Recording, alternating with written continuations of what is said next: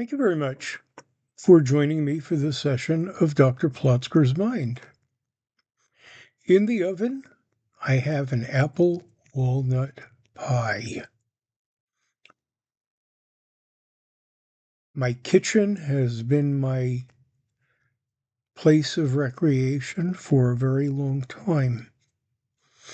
It's also been my uh, most costly home upgrade, except for perhaps replacing asbestos siding with vinyl siding. That may have cost a little bit more, or at least I had to borrow some money to do it. But I have my favorites in the kitchen. Apple walnut pie, in the manner of the fish market, being high among them. I was introduced to this and to some other goodies during a Philadelphia culinary renaissance. Philadelphia had been in the doldrums as far as the food scene goes until the 1970s, roughly my college years or slightly after.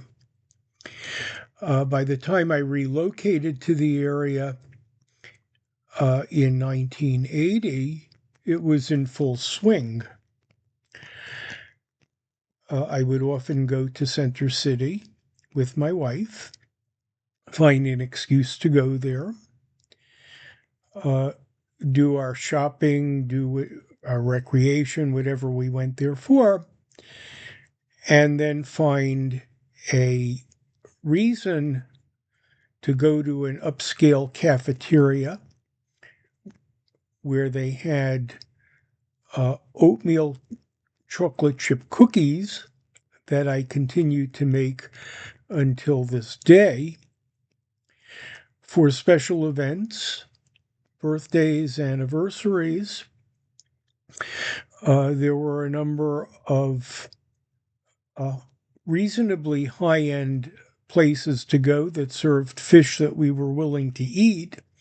Among our very favorites was a place called the Fish Market that no longer exists. They had signature desserts, one of them being apple walnut pie. This recipe has been duplicated many times. It has long survived the demise of the restaurant itself. I have an online recipe. I have facsimiles of the recipe in 2 books. I like to make it when its ingredients go on sale. It has a crust, which I make in the food processor. It never comes out quite exactly right, but usually close enough. It has a filling. The filling is the most tedious part to make. It has a base of sour cream and sugar with a zest of vanilla and an egg to keep it bound. Then apples are added. There is some flexibility as to how much, but my decision on whether to make it or not depends on whether apples are on sale at my supermarket. This week or last week they were, so I stocked up. Sour cream was also on sale. Sugar was on sale the last time I bought it. It has a topping. The topping has a butter base with brown and white sugar, chopped walnuts, some cinnamon, or I use apple pie spice on occasion. I'm not afraid to vary the recipes within reason so that each one comes out a little different. This is also fairly easy to make using a food processor. You dump everything in, whiz it a few times, add the walnuts last so they don't get ground, so they get chopped rather than ground.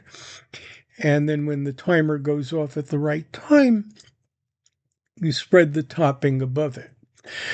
The volume of topping listed in the recipes, which I used to use when I was first learning to make this, seemed excessive. I cut them in half, and that works out quite well.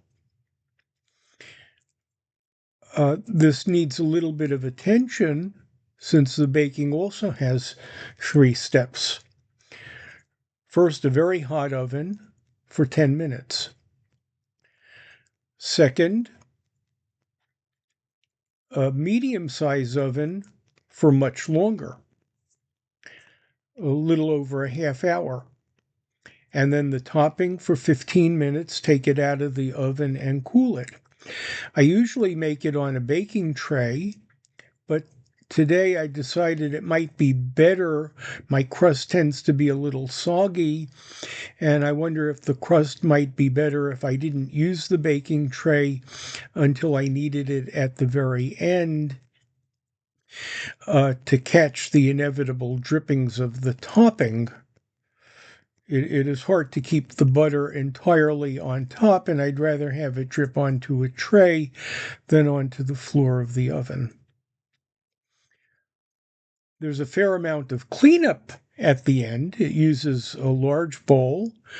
I use a pastry board, uh, a large cutting board made of plastic, some knives, the food processor, a bunch of spoons and forks and measuring items.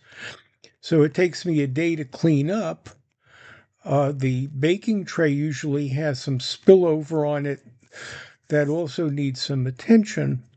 So it's an afternoon's work and a little work into the next day. But the dessert can't be beat.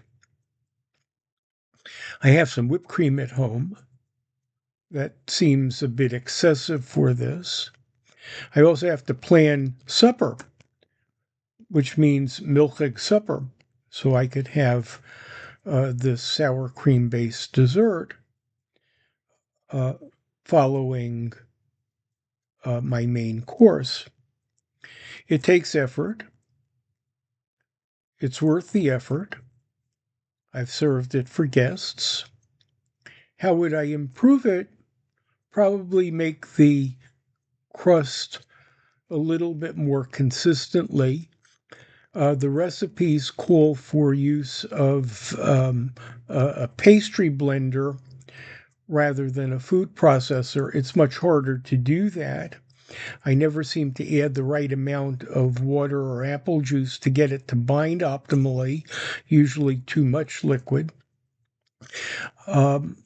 So that remains the barrier to optimal, but even without optimal, it's pretty good.